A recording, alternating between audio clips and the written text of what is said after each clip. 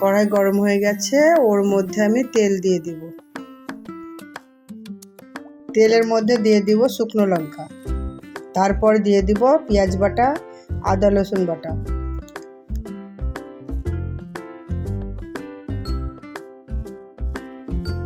তারপর দিয়ে দিব শুকনো গুঁড়ো মশলা,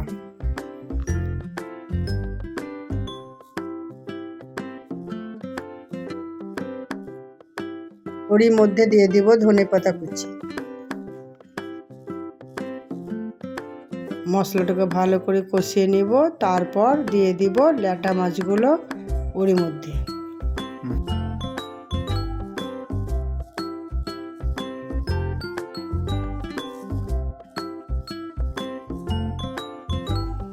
মাছটা ভালো করে কষিয়ে নিয়েছি, তারপরে দিয়ে দিব তেঁতুল গোলা।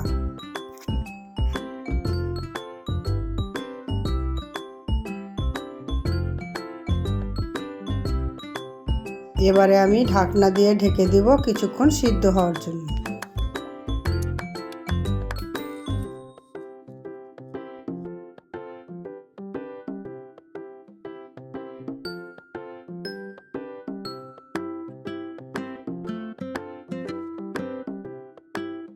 রান্না আমার কমপ্লিট, এবার আমি পাত্রে ঢেলে নেব।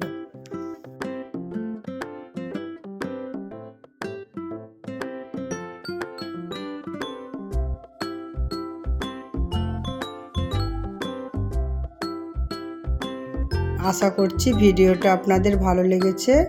এইভাবে রান্না করে দেখুন, খুবই ভালো লাগবে।